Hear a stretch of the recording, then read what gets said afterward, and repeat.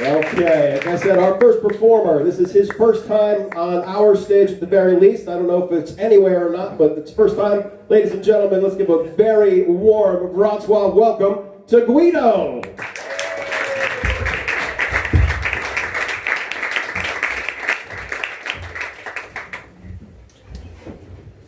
Hi guys, it's nice to be here.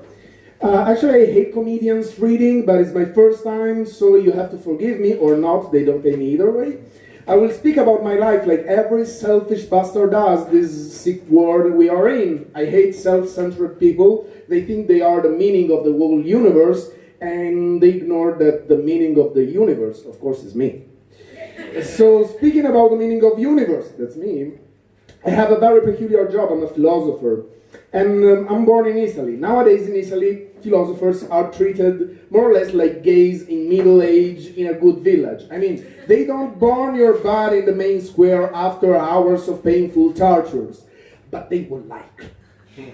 And so decades of trash TV made Italian not only ignorant, but even proud to be. So basically, for example, when you introduce yourself at a party, it's like, what's your job? I'm a philosopher. Oh, you're a philosopher. In which McDonald's?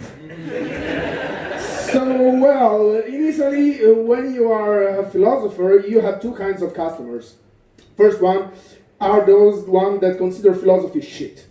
They come to you exactly for that. They have a very low self-esteem, so they think they deserve shit, basically. That's their point. Of course, you cannot work with them, because as long as you think that what you're doing is shit, it will never work. So basically, you consult them, they will fail finding what they want, and they will blame on you. So you cannot work with the first kind, but in Italy there is even another kind of customer you can have, and this kind is adorable. It's the kind that is cultivated enough to understand that philosophy is important. They get every nuance of logics and dialogue.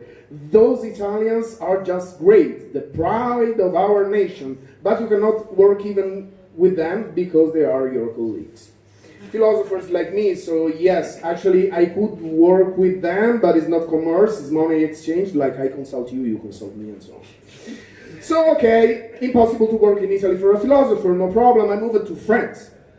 And likely I speak French since I'm born, and my family has a deep connection with French language and culture. So I went to Paris, and up there things are way different, like way different, okay? You introduce yourself at the parties, it's like, what's your job? I'm a philosopher.